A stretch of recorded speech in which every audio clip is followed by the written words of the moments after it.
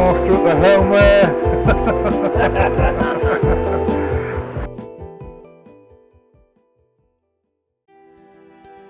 Okay, this is Chris here, and I'm on Stitch the night before the club's Nab Tower race. Now this is a kind of fun race, it's not a super duper serious one, but I hopefully will have a good go at trying to do my best. The weather conditions are really nice, it's going to be nice and light, and this boat ought to go really well in light winds, especially as, being Billy no mates, my crew mates have decided to do something else, so I'm on my own. Now this is possibly a good thing, because this will mean that I am an extremely light boat. Now the bottom of the boat isn't that clean, and I've nothing very much I can do about that, but at least we stand a bit of a chance.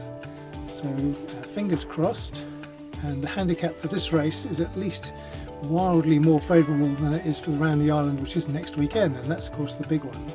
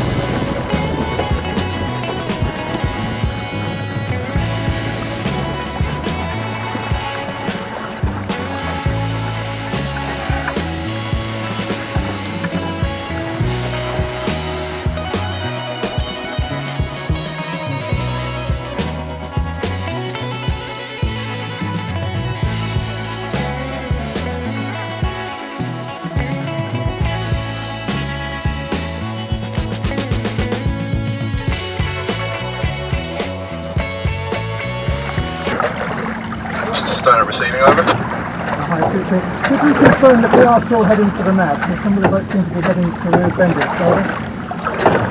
Stoner, we wondered the same thing and did call it into Mike, who said he would be updating us on this channel, channel 72, over. Roger that, thank you. Just we head to Bendit and wait, thank you. Take care. And there is a 7 knot southerly wind. We're still heading to the Nab.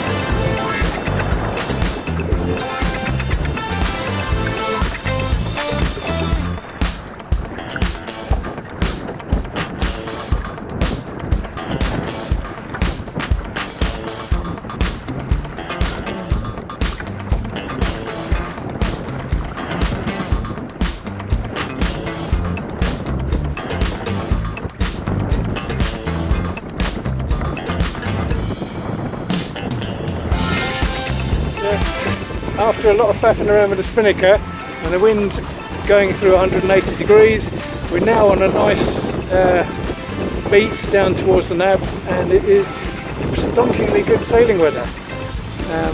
We're sailing reasonably high, we're not being embarrassed by anybody yet, and there's no one behind us because, well, a couple of boats behind us right in the distance. I think everybody else is packed up.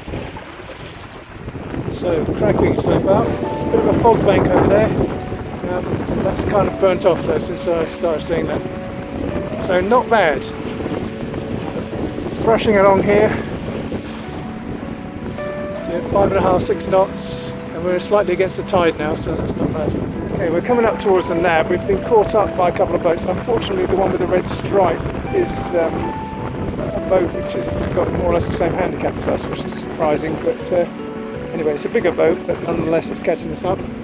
We're trying to stay high relative to the tower. You can't see the tower at the moment. The tower's under the jib, because the tide is actually pushing us the wrong side of it. We've got to leave it to port, and we're getting pushed to leeward of it, which is not good, which would mean having to attack.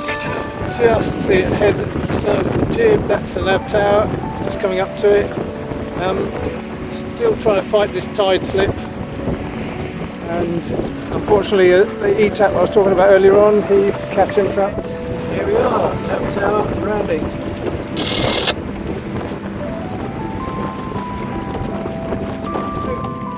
Round it. And there's the attack.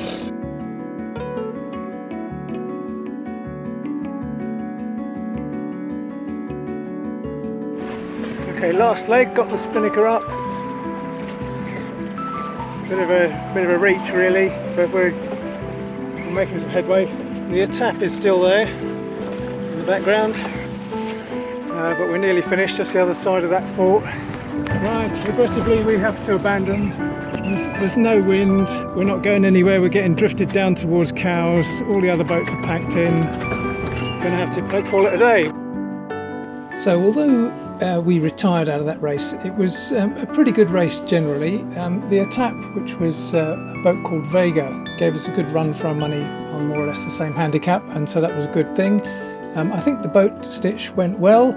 I gave up mainly because I was getting sunburnt. I didn't fancy sitting around in no wind for any length of time, but clearly I missed a trick there and I should have hung about and stayed for the wind to build back in so I could cross the finish line.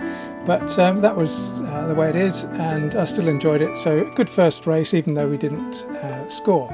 And next time it'll be us doing the Round the Island race, and I'm going to cover both Easy Tiger's race and that of Lady of Hamford, which was the boat we saw in this video, which has James on it, who you know from other editions of this video channel. So see you next time.